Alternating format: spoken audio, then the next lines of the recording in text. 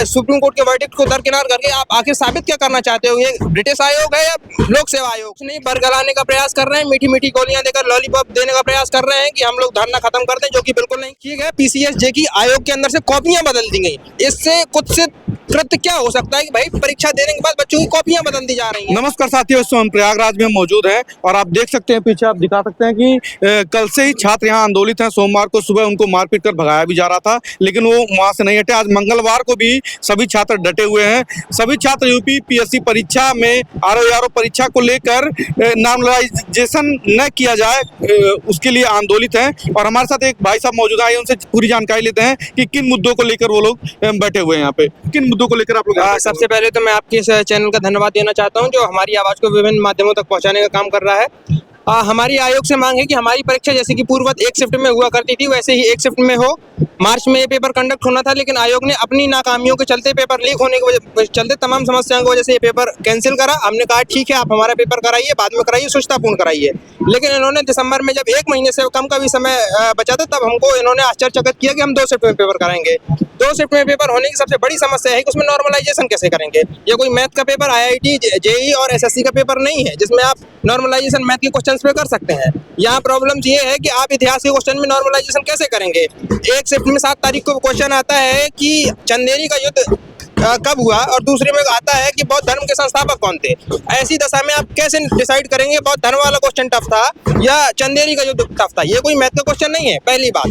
दूसरी बात ये है कि जब आपके 150 क्वेश्चन बनाने की कुवत नहीं है, हर साल आप 150 में से 7-8 क्वेश्चन डिलीट करते हो। डिलीट करने के बाद एक तो हम नॉर्मलाइजेशन झेल ही रहे हैं, जो कि अघोषित नॉर्मलाइजेशन है, इसके बाद एक और नॉर्मलाइजेशन आप हम पे थोपने का कार्य कर रहे हो। तो ये बिल्कुल भी स्वीकार नहीं है। CSET के पेपर में आप नॉर्मलाइजेशन कैसे जस्टिफाई करोगे? वो तो क्वालिफाइंग नेचर का पेपर है, उसमें तो नॉर्मलाइजेशन जस्टिफाई हो ही नहीं सकता। इसके साथ साथ सुप्रीम कोर्ट का भी वर्डिक्ट है 7 नवंबर का कि आप बीच खेल में नियम नहीं बदल सकते हो, और भर्ती प्रक्रिया प्रारंभ मानी जाती है जैसे एडवर्टाइजमेंट उसका पेपर में प्रकाशित हो जाता है। इसके बावजूद भी आपने सुप्रीम कोर्ट को दरकिनार कर, में ऐसी कोई सूचना नहीं थी, कोई सूचना नहीं थी। उसमें यह था कि आपके प्रीलिम्स में प्राप्त मेरिट के अंकों के आधार पे आपकी कट ऑफ बनेगी। यहाँ ये लोग परसेंटाइल लागू कर रहे हैं, जो कि बच्चों को पहले से पता नहीं था, पहली बात।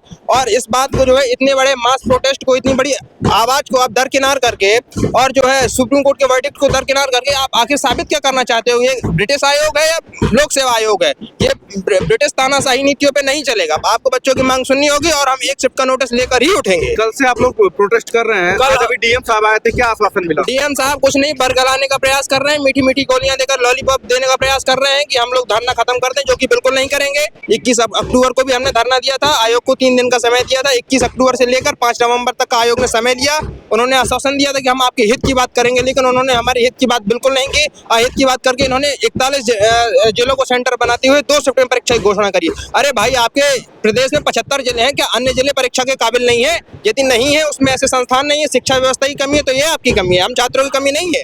यदि आपके पास प्रशासन नहीं है जो नकल रोक सकता है, तो आपकी कमी, हमारी कमी नहीं है। आप 75 जिलों में चुनाव करा सकते हैं, दम में भरते हैं कि कोई इलेक्शन कमीशन दम भरता है कि कोई EVM को हैक करके बता दे। मैं कहता हूं कोई पॉलिटिकल पार्टी ये दम में भरे कि आप हमारे समय में नकल को करवा के बता दीजिए। ऐसी कोई पॉलिटिकल पार्टी नहीं है। तो ये आपकी नाकामी है, आपका फेल्योर है कि आप 75 जिलों में परीक्षा नहीं कंडक्ट कर रहे। इसका भुगतान हम नहीं करेंगे। हम नॉर्मलाइजेशन 48 घंटे से आप लोग जी हम लोगों को कोई आश्वासन नहीं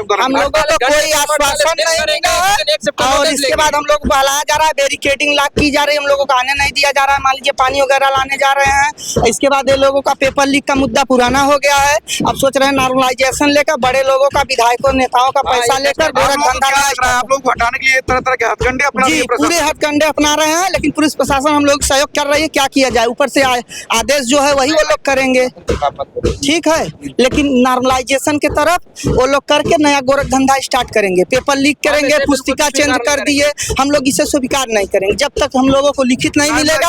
हम लोग नॉर्मलाइजेशन से ये नुकसान हो सकता है कि जिसने 7 तारीख को पेपर दिया, हो सकता है उसके 12 नंबर बढ़ जाएं नॉर्मलाइजेशन से, और हो सकता है जिस बच्चे ने 8 तारीख को पेपर दिया उसके 12 नंबर घट जाएं। इसका कौन जिम्मेदार होगा? ये तो भाग भरोसे होगा कि किसका घटता है, किसका बढ़ता है। भाई आपके आयोग इसमें टोटली धांधली चलनी है, क्योंकि अब मान लीजिए जो बच्चा होशियार है उसके 80 नंबर बन रहे हैं, उसके 70 चले जाने हैं, तो उसका नुकसान होगा ना।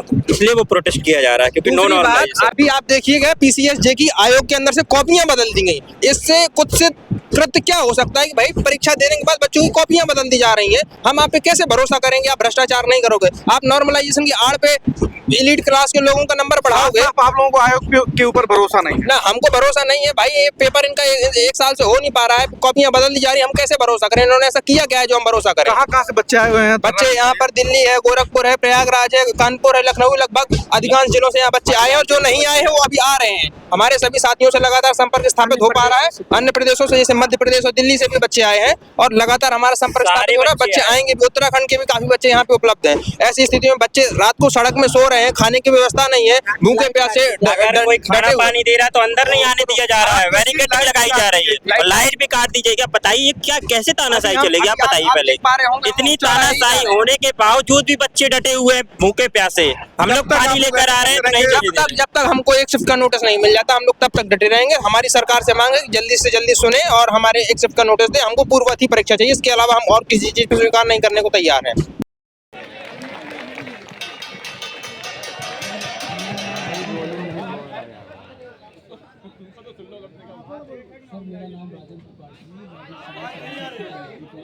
और दिल्ली में भी मैं रहा हूँ, वहाँ भी मैंने मेंस की तैयारी की है और यहाँ ममफोड़गंज में सर मैं रहता हूँ। 15 अक्टूबर को सर मैंने आयोग में ज्ञापन देने की कोशिश की, 3.5 घंटा इन्होंने गेट बंद कर दिया, मुझे इंटर नहीं करने दिया।